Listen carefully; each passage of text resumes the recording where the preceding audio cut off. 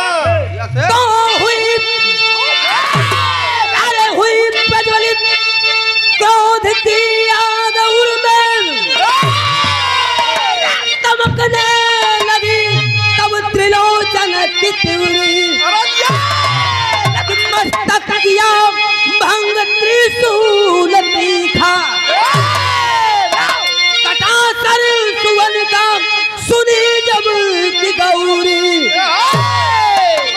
सुत शोक में प्राण प्यारा तजूंगी कटी लाल का लख के निस्पंद नारी अरे मरण से उमा को बचाऊं मैं कैसे पड़े इसको सागर में पीना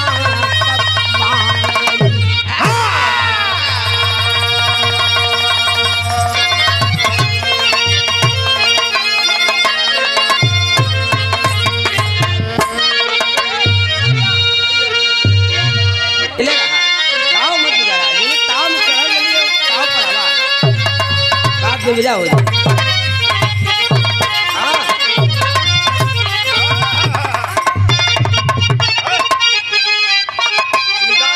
एक गजल के हमार पिताजी गावतन उनके सिवा अभी तक केहू ना गौलक बिरहा में कर शुरुआत हम कैले ही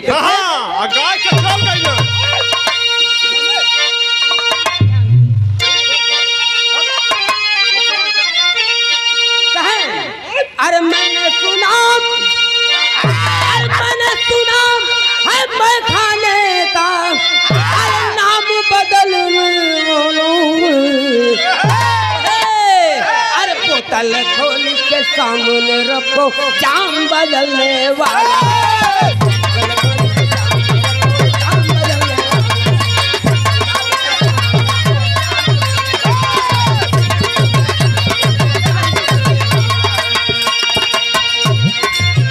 जाम जाम जाम जाम जाम जाम जाम जाम जाम जाम जाम जाम जाम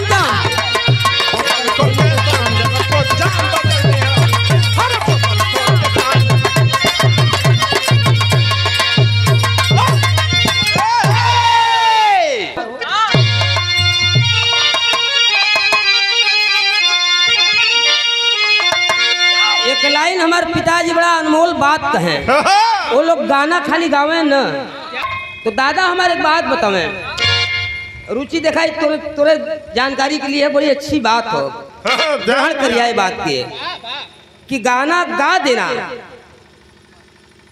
सिर्फ गा देना ही बड़ी बात ना वो गवैया वो खाली गायक होला बाथरूम में भी लोग गा देना रास्ता चलत गा ले बोलन वो गा ले बोलन लेकिन गाना को जो जीता है वो गवैया होता है तो गाना के जिए के पड़ी ओके खाली गा देने से मतलब नहीं होला ओके जिए के पड़ला कैसे और बड़ी अनमोल बात कहे पिताजी मार का कहे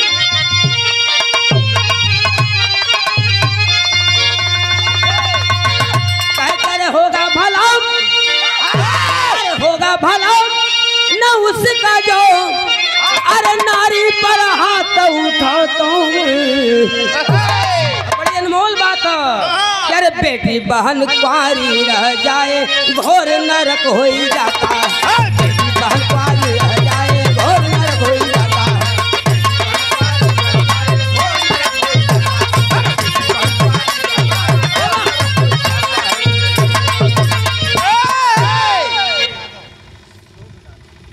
आप आदरणीय वर पक्ष से ना बारात की तरफ से ना अच्छा कन्या पक्ष से आप आदरणीय शोभनाथ यादव जी आप कन्या पक्ष की तरफ से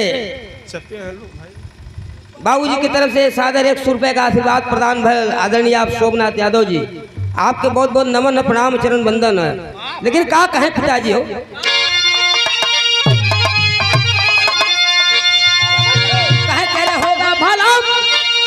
उसका जो अरे नारी पर हाथ उठाता है और बेटी बहन पारी रह जाए घोर नरक हो जाता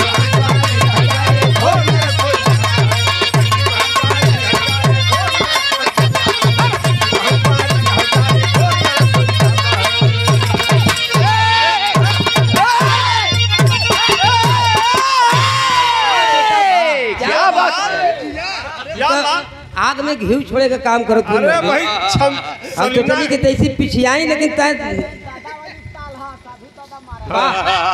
से अरे सलीना पूजा लेवल भाई नजम उठा के तो कल्पना, अरे कल्पना कभी की थक गई नहीं जवाब मिले।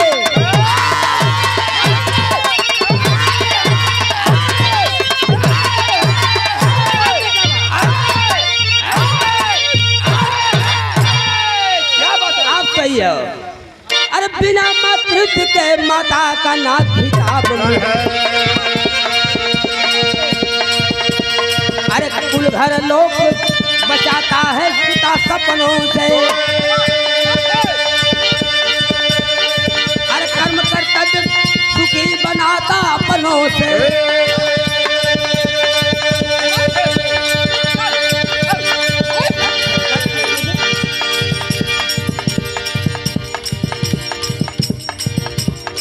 जब इंसान अपने कर्म से और अपने कर्तव्य से बाबा अपने कुल का मान बढ़ावला और अपने लोगन का मान बढ़ावला बाबा, और यही इंसान का कर्तव्य खराब हो जाला। तो कुल का बनावल, पूर्वजन का बनावल, पुरानियन का बनावल कुल बोर के रख देवलन। बाबा तो कर्तव्य सही होना चाहिए।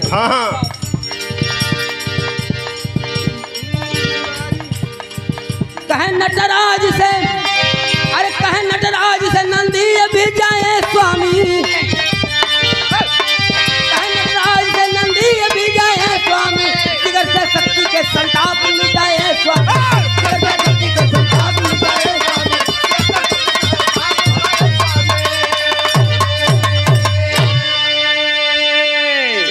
बात कहानी उस समय कहो कि एक रोज कैलाश के प्रांगण में बाबा भगवती माता गौरा पार्वती बाबा नित्य के भांति, रोज के भांति स्नान के लिए जात रही।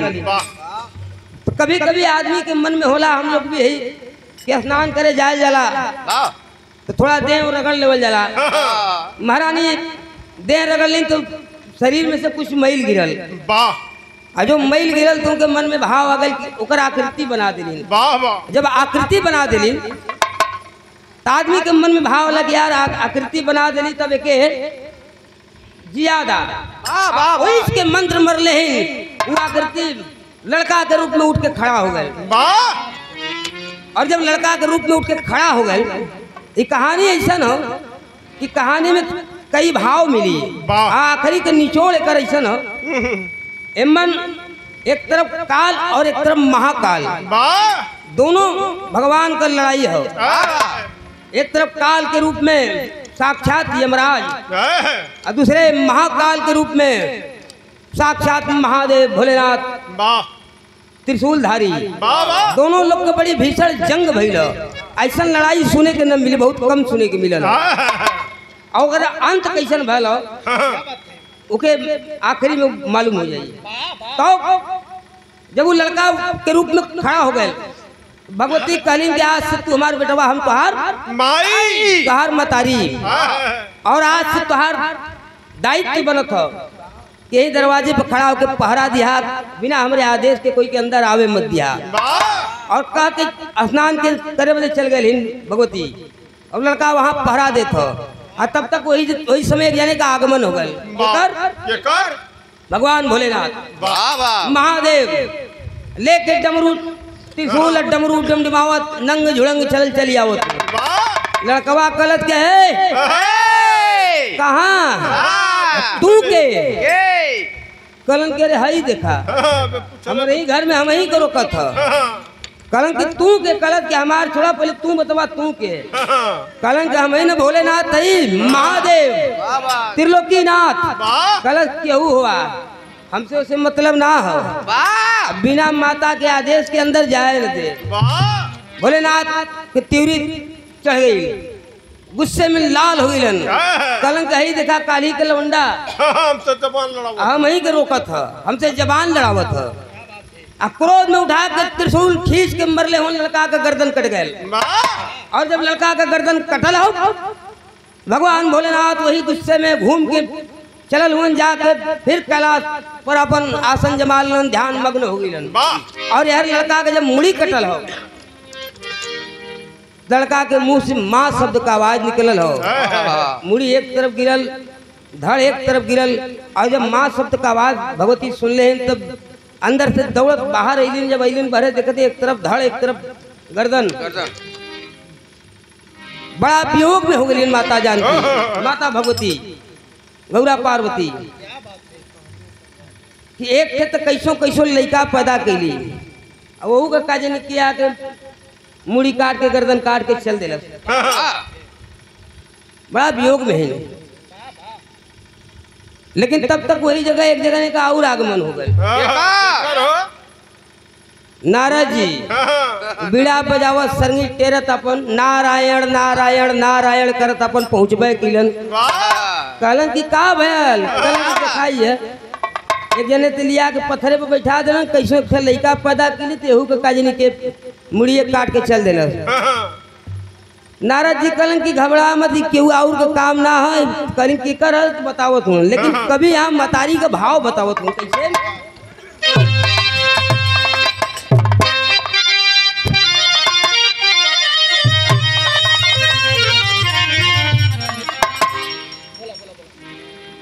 कभी जी यहाँ लिखत हूँ त्याग यो तपस्या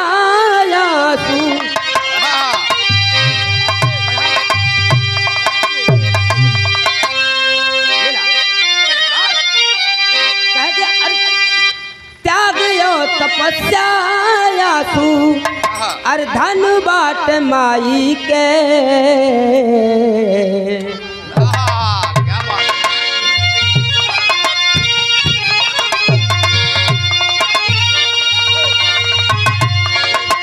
कुल धूल धूल के समझे में समय हो, बिल्कुल पुरान की है, इसलिए अब तुम नया हुआ ना तो लोग समझे में भाई ना आई। तनी रियाज करा समझ पूरा आवा कैसे।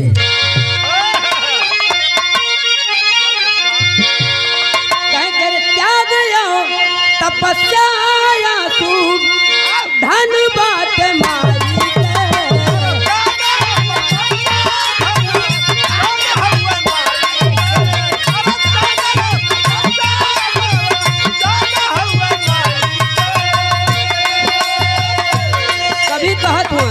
मतारी के बात बताओ तुम कि त्याग यो मतारी होलिन का कि त्याग यो तपस्या तू धन बाट माई के। कि विधना थाते थकल, अरे विधना थाते थकल, अरे ममता मतारी के। विधना थाते ममता मतारी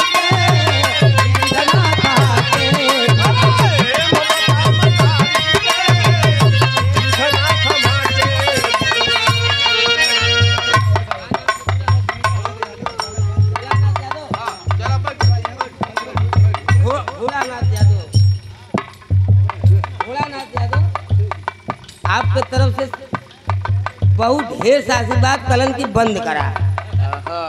तो आदेश आपको होगा तो जिसन कहा तो बंद कर दिए हम। तू अपन काम करा।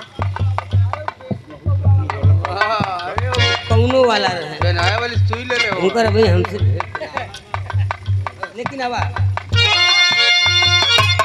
मुनिवार नारद जाके, अरे मुनिवार नारद जाके सती के समाना।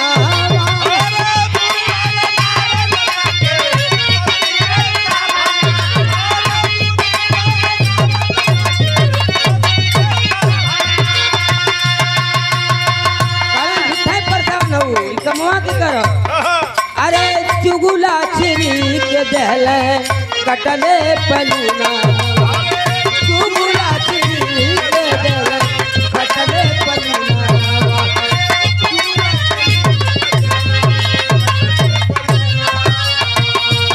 काम के करो समुद्री पुरारी कैलन कमवाया नारी के।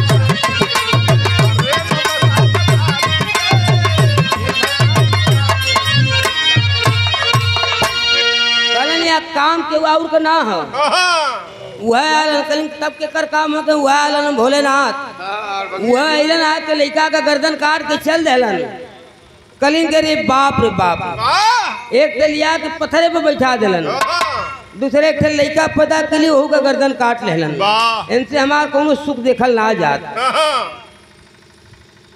बड़ा वियोग में हो गए हट हट करके बैठ गए कि जब तक हमारे लड़का के जिंदा न करियन तब तक हम भी अन्न पानी ग्रहण न करब और हम भी अपन जान दे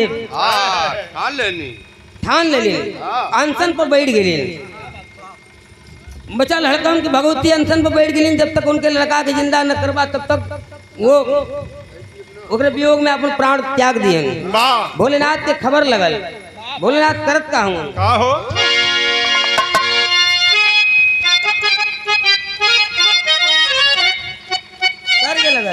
लगल पिताजी वही कर दे पिया पर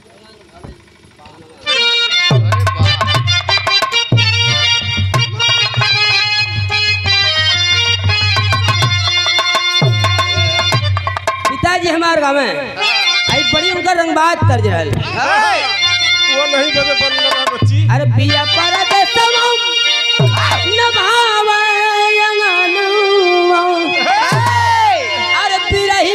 बनल बा सजौरिया रे मोरी मोरी उड़ी उड़ी जाले अचरिया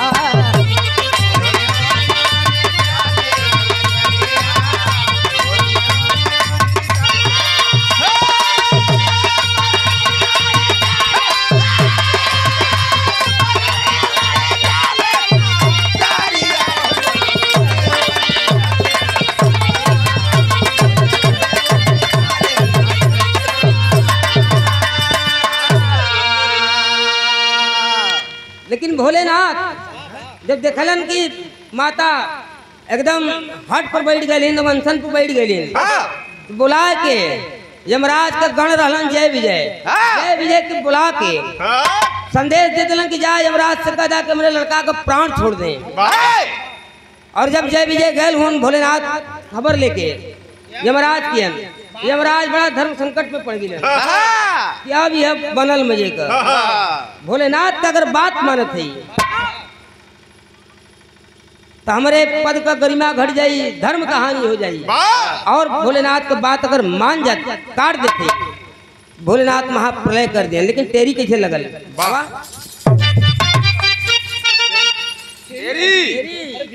तेरी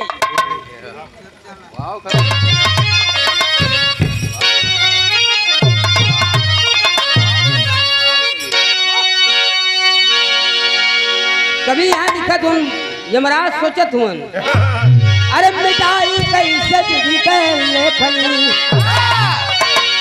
बढ़ी का ठीक बढ़ाओ इसीलिए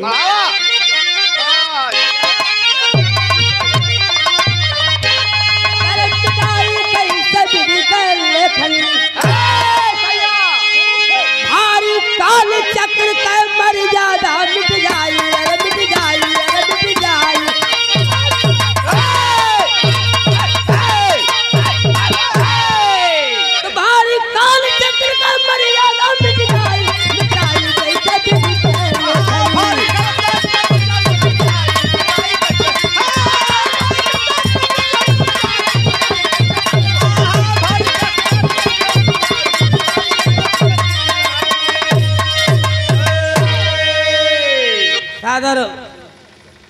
बहुत सारे रुपयों का आशीर्वाद आप पूज्य पिताजी की तरफ से प्रदान किया गया बहुत बहुत नमन प्रणाम हो लेकिन यमराज सोचत का हूँ कविंत लगल और बिहार में कविंत बिल्कुल तोरे बस का बहरे का तू न समझ में आई कविंत बिहार में सब गवैया आपका गवैया गईबे ना करता अब तक गवैया तो पूछ देवा कविंत का होला चौकड़ा का होला उनके पता है ना खाली अमन का खानदान का होला कविंत बताओ तो कैसे होला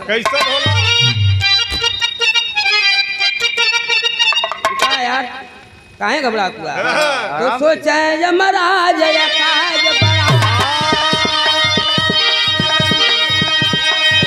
अमन के खानदान बाजा के पीछे ना चलला अमन के पीछे बाजा चलला तो सोचा यमराज काज बड़ा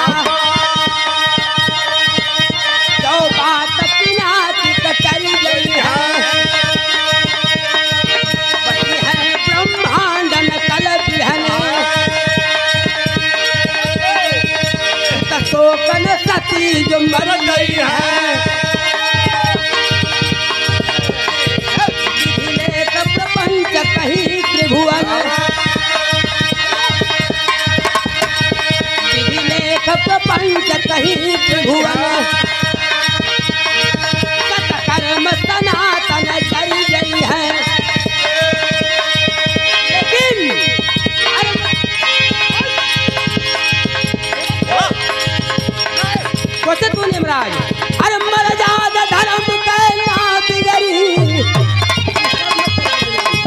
ये मर्यादा धर्म के ना बिगड़ी भले ही मरसी सब उतर गई है भले ही मरसी सब उतर गई है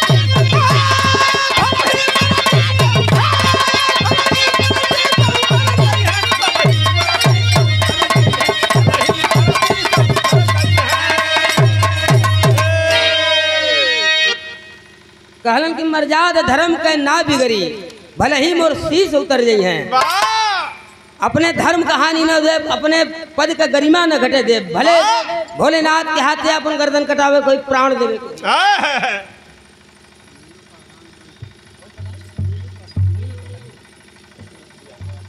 आप आदरणीय नीलू प्रधान जी आप जमीन पकड़ी के धरती से सादर 100 रुपए का आशीर्वाद प्रदान कर गए बहुत बहुत नमन प्रणाम हो और कहलन यमराज कि भोलेनाथ के हाथे भले प्राण गवावे को हो जाइए लेकिन धर्म कहानी न जब अपने पद का गरिमा न घटे दे और जब भोलेनाथ की बात पता लगल कि यमराज न कर दिलन लड़का का प्राण छोड़े से तो उनकर बात कट गई भोलेनाथ तो गुस्से में लाल हो गए करे इतनी हिम्मत हो गई कि हमार बात कर दिलन लेकिन कवि के लिखे के पड़ल तर्ज कौन लगल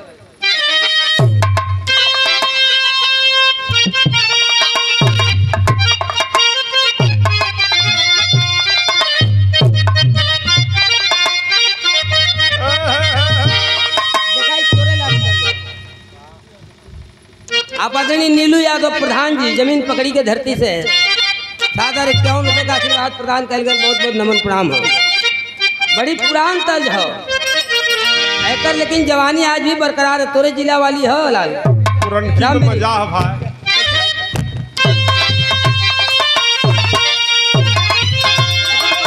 एकदम बनल रही क्या बात है अरे सुन कैला बनमू सुन कैला बनमू कचौड़ी सुन कैला बनमू मिर्जापुर के कैला गुलजू कचौड़ी सुन कैला बनमू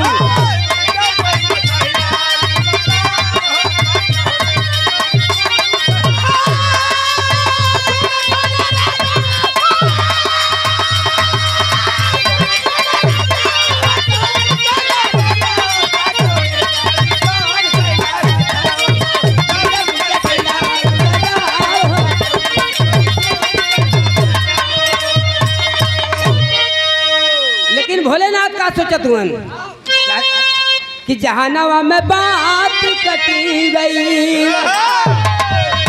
कहे कि जहानावा में बात कटी गई इतनी हिम्मत हो गई अरे दोपहर लगेला या फिर हो दोपहर लगेला या फिर रात हो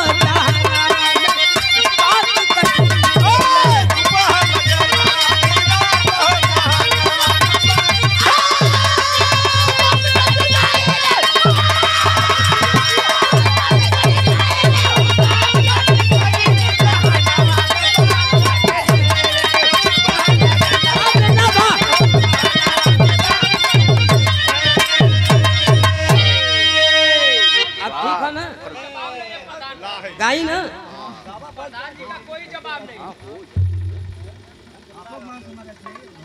सही बात चला तू प्रधान जी के सम्मान में और आदरणीय आप नीलू प्रधान जी के सम्मान में सादर 50-50 रुपए का आशीर्वाद प्रदान कर गए बहुत बहुत नमन प्रणाम तनी बैठा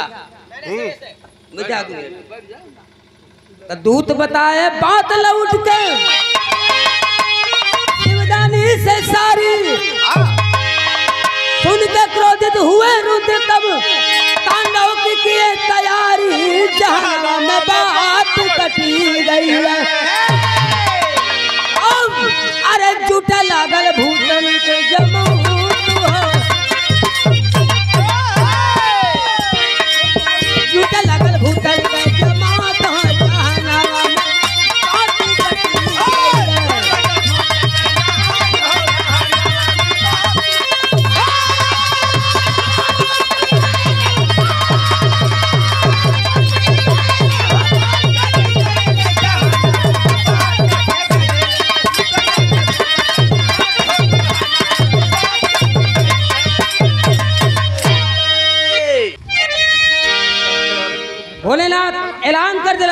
लड़ाई की तैयारी हो गई। कहलन जा यमराज से कहदा के लड़ाई हुई और उनकर देखब हम उनकर कुबत हो, लेकिन फिर कभी छंद लग गए चौकड़ा।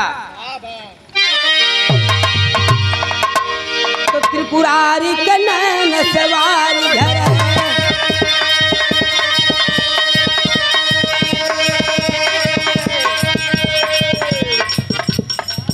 भैया इसको तुरंती है।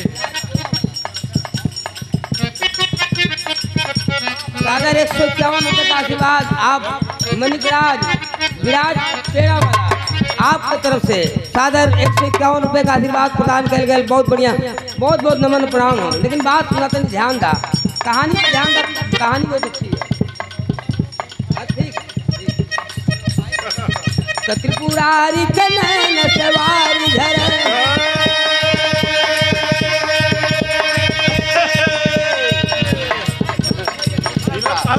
दिल दारू दुख में डूबता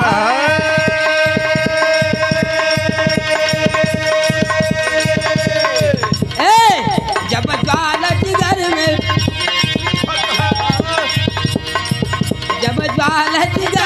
जलाए हर दम तब जीवन से जीव उबता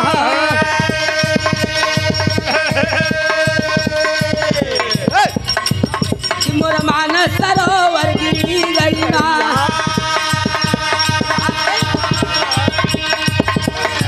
सतके सदता पस डूबता कल देखब खोल नयन तुसरा कल देखब खोल नयन तुसरा यमराज मत डूबता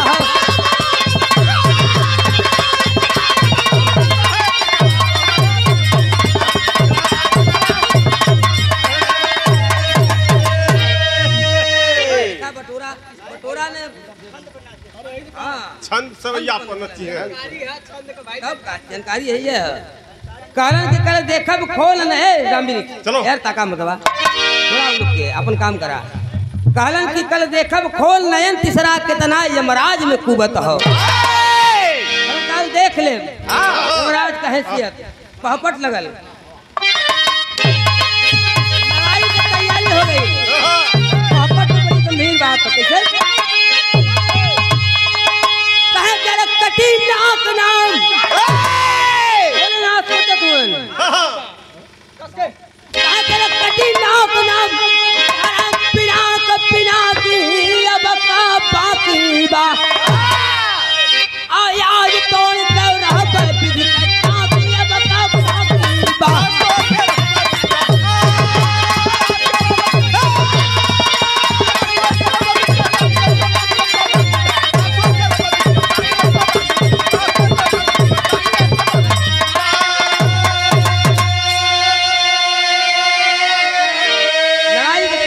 लड़ाई में जुटल के अरे जुट गए भूत पिचास प्रेत संग बैतालन का टोली हो। अब केहू न केहू का भाषा समझे बोले अलग बोली हो। अरे देख बाहिनी हसन रुद्र निज झांकी अब का बाकी बा अब महादेव का महिमा कोई कला की अब का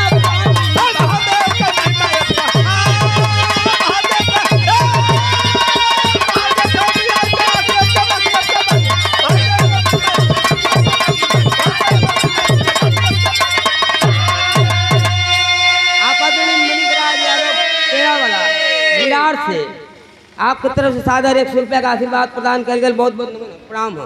तनी गावे डालून गाना तो फ्लो मत तोड़ा लून लेकिन बसवरिया लगल कैसे वो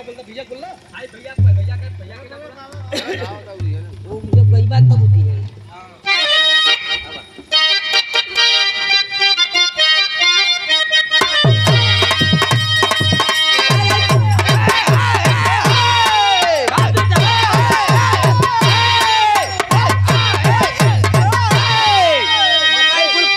बसवरिया है तो हमने खानदान खाली गईबो करला करे जवार है कि चाहिए क्यों ना गवाला कैसे अरे जुटी बाहिनी भूतनाथ के अरे सुन के डमरू के झनकार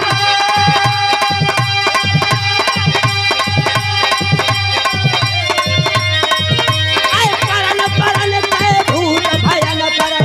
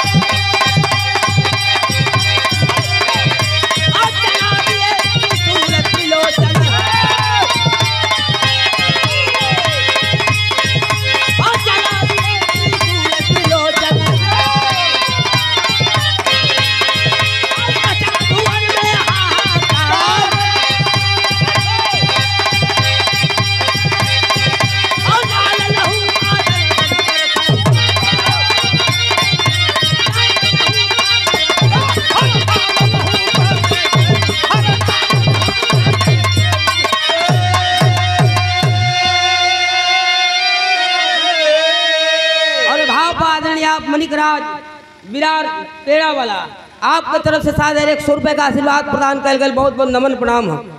इकुल गावे में करेजा लगला आदमी डिस्टर्ब करल न तो बड़ा दिमाग खराब हो रुपया पैसा ओकरे आगे ना निकल गए। लेकिन अब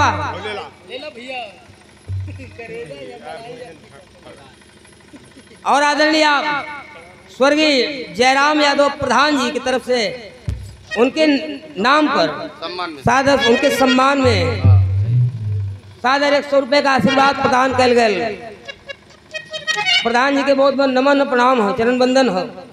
वो आत्मा जहाँ भी रहे मालिक उनके सुखी रखे। बड़ी घमासान युद्ध छिड़ गई और दोनों ओर से एक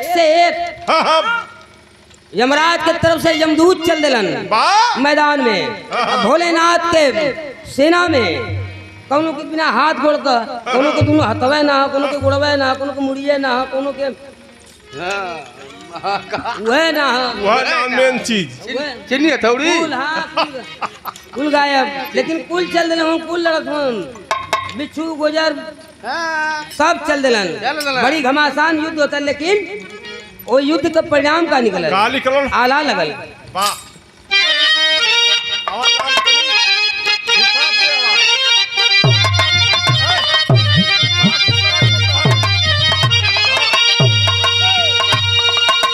अरे आला अमन का खानदानी आला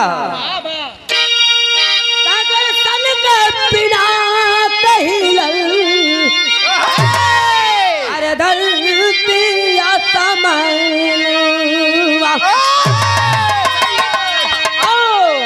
और रनावा में पुनावा होला बाबा।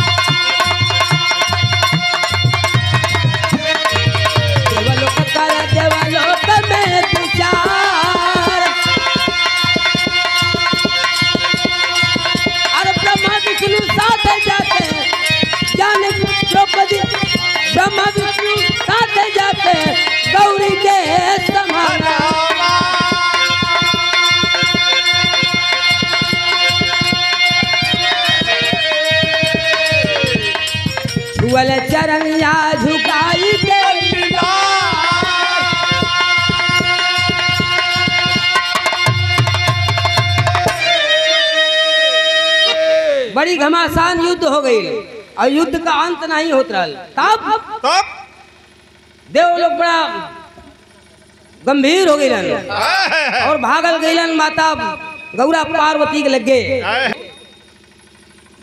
पहुंच के माता गौरा पार्वती के लगे ब्रह्मा विष्णु दोनों जने जाके माता से आग्रह के उनके हे देवी हे जगदम्बा लेला इनके नाच पर तोरे नाच पर और बड़ा कलाकारी है। बहुत कलाकार आदमी हुआ तू।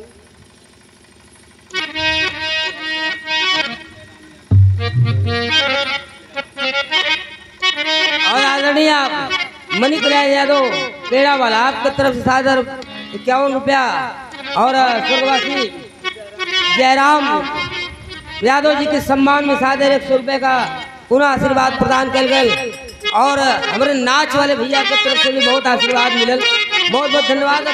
5 मिनट के लिए शांति, खाली बस 5 मिनट के लिए शांति, बस 5 मिनट।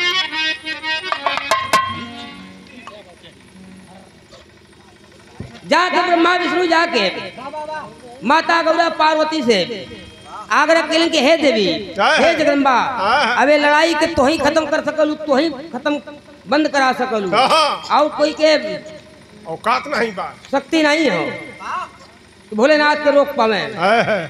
और हम लोग वादा करती कि आप लड़ाई बंद करा दा और यमराज से कह के आपके लड़का का जीवन दान हम लोग दिवावल जी, प्राण छुड़वावल जी। जब इतनी बात भगवती सुन ले तो गए हैं जाके भोलेनाथ के सामने खड़ी हो गई, कहली कि हे रुद्र हे भोलेनाथ हे त्रिलोकीनाथ अब लड़ाई के बंद कर दा, हमारा आग्रह हो। और जब इतनी भगवती का इतनी बात भोलेनाथ के कान में गए उठा कर शंखनाद केले हुन और लड़ाई वही बंद भइलो। महादेव का नारा लगल। लेकिन ओकर अंत का होता लड़ाई बंद हो गई, लेकिन खड़ी में भाव लगल।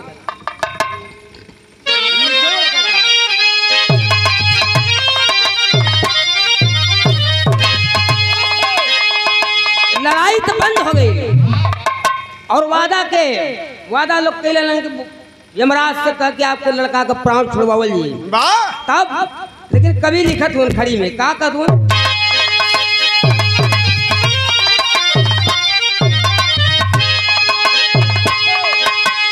सत्य स्नेह के अरे सत्य स्नेह के करी है ना स्वर्ग भी समता काट विधि के विधानवा माई के ममता।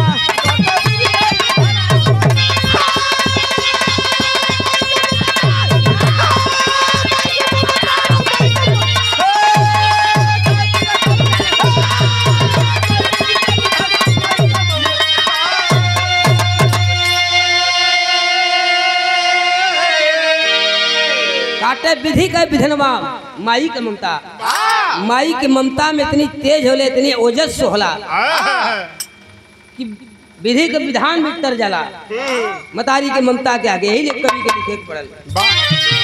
बरसाए सुमन स्वर्ग से बंद हुआ संग्राम, खाता खोल विधाता काटे सती सुवन के नाम। तो जाम छलकावे डैनिया माई के ममता।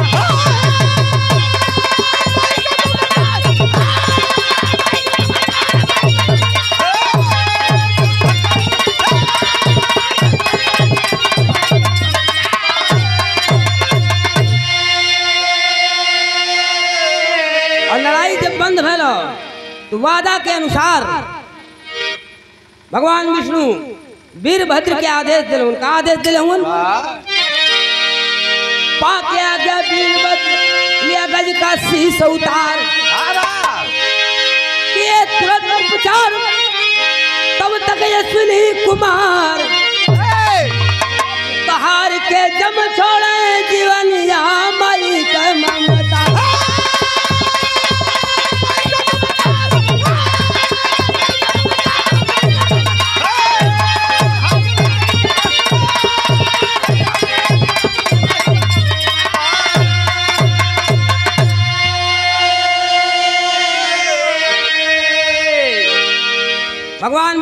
वीरभद्र के आदेश के लिए कि चल जा और रास्ते में जोन कोई भी जीव मिली, पहला जीव जे भी मिल जाए ओकर गर्दन काट के लिया, वही गर्दन के लड़का के धड़ से जोड़ल जाइए। और वीरभद्र जब गए हुन तो रास्ते में उनके पहला जीव के मिलल? गजराज, हाथी का बच्चा। वही हाथी के बच्चा का गर्दन काट के, वही हाथी के बच्चा का गर्दन काट के वीरभद्र ले आयल हुन और अश्विनी कुमार धड़ से वही हाथी के जोड़ दिले हुन। और यमराज के आदेश भल कि तू प्राण छोड़ दा। यमराज प्राण छोड़ ले हुन। जब प्राण छोड़ ले हुन तब दिए विष्णु आनंद में अनामिका को चीर, पल ना बीता पल भर में अरे उठ बैठा बलबीर, सिरवा चूमली मयरिया मई के ममता।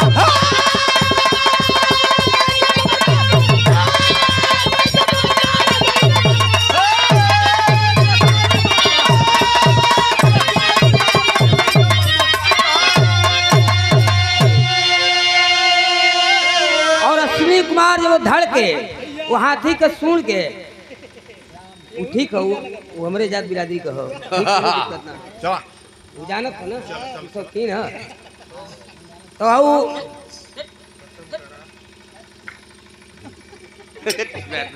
क्या तमरू घर दूठे में बुलाई डोडवा, आओ डोडो बुलाए जब डोडवा के मान जा। सुना सुना बात सुना, आखिरी है, खत्म करा। तो जब अश्विनी कुमार वो हाथी के धड़ के, हाथी के सर के लड़का के धड़ से जब जुड़ले हुए और यमराज प्राण छोड़ ले हुए और भगवान विष्णु अपने अनामिका के चीर के वही से अमृत चूले हुए जब ओकरे मुंह में गए हो तब लड़का उड़ के खड़ा भल तो भैल के वह भैल हुन गजराज, गणपति महाराज, गजानन, प्रथम पूज्य गणेश जी महाराज, वह गणेश भैरन। और हाथी के लड़का का गर्दन काहे कटल? पीछे भी राज रहल। पिछले जन्म में भगवान वादा कहले रहलन कि दूसर का जन्म में तोहार तारन तार हुई और पूजनीय हो जी बा। तो गणेश जी के साथ साथ वो हाथी के बच्चा भी आज भी पूजनीय हो गल, गजराज गणपति महाराज हो गए। ये कहानी के निचोड़ रहा आखिरी आवाज। तो गुरु बिहारी गुरु गणेश सहदेव भगवान को मनाते, अमर चंद्र का पपुला स्वर्ग में बिरहा गाते।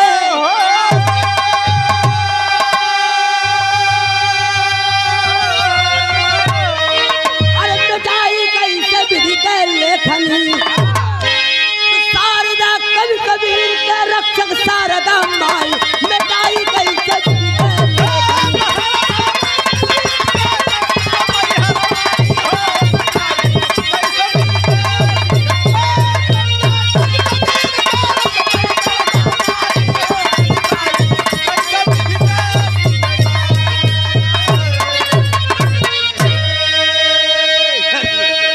बहुत बहुत धन्यवाद आप लोग के, बड़ा प्रेम से सुनला भैया। नाच वाले बड़ा बेसब्री से अब बैठ के नाच देखब, आपका के इंतजार रहले। और बच्ची के